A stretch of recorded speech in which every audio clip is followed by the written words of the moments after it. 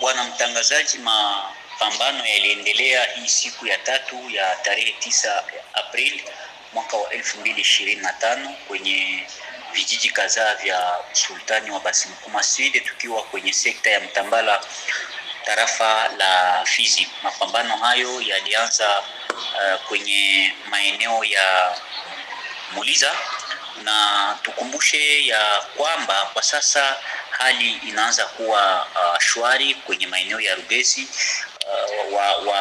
Waasi wa M23 wakishirikiana na waasi wa Burundi wa Red Tabara na FNL waliweza kuwasili kwenye vijiji vya Rugezi. Hapo ni baada ya kuunguza karibuni vijiji 12 ndivyo vimeunguzwa na adui.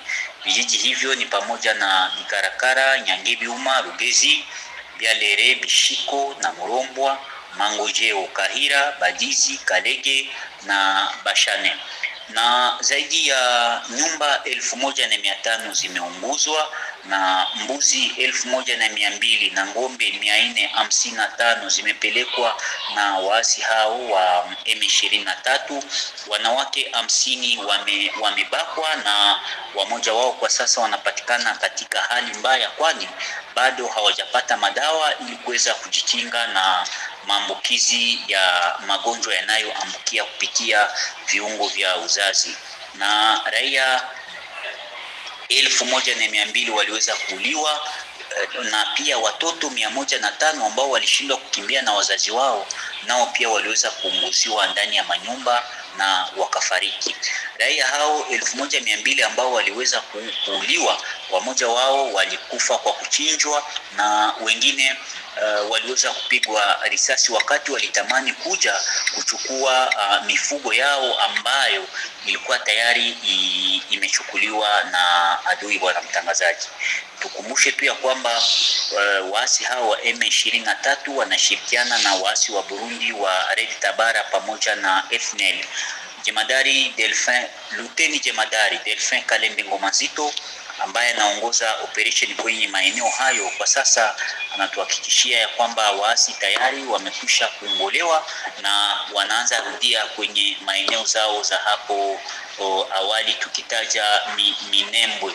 Na kwa sasa raia wamoja wanaanza rejea kwenye makazi yao hapo kwenye maeneo ya Rugezi. Bwana mtangazaji, ndio wito wangu kwa serikali ya Kongo. Serikali ya Kongo inapaswa kufahamu ya kwamba Rugezi ikikamatwa na waasi watafika na shuka hadi Mukera, na Mukera ikikamatwa Fizi Centre haina masaa hayakamatwa, Baraka haina masaa hayakamatwa. Ndio maana tunaomba kwa serikali kuweza kuchukulia kabisa maanani vita vilivyo kule juu.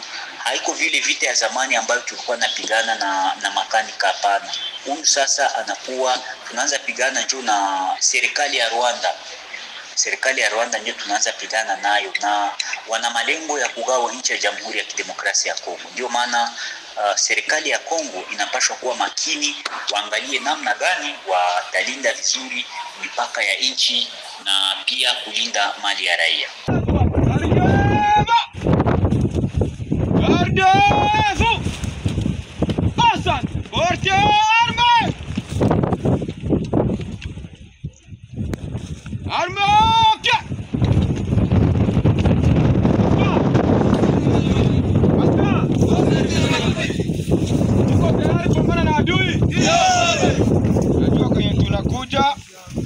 Tunakuja fanya kazi, si ndio? Na kazi ambayo tunakuja fanya akikuye kula bugali ya Rugezi tunarudia, hapana. Hapa kwenye tuko tayari ni Rugezi, na tunakuwa karibu ya adui. Ilipo kila mtu ajue kwenye iko naenda. Askari!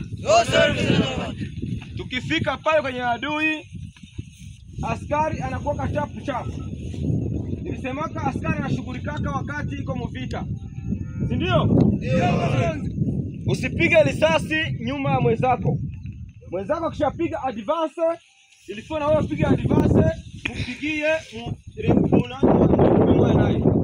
sio vile. Kwa sababu ukipiga mbaya bwana, vile utarumiza wengine. Mwenzako kwa advance anapiga nyuma, atakuwa sikia sawa mwenyewe yuko anapigiwa tena na adui nyuma. Sio vile? Ndio. Tukisema advance na inakuwa advance.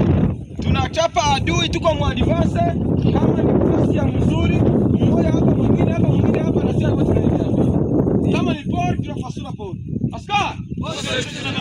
Mwisho yetu ni wapi? Ni Minembwe. Minembwe Centre Baghdad, tutaingia pale kwenye mantene mpaka tutafika. Na tutakava pale, vikatale visikatale tutakava pale. Askari.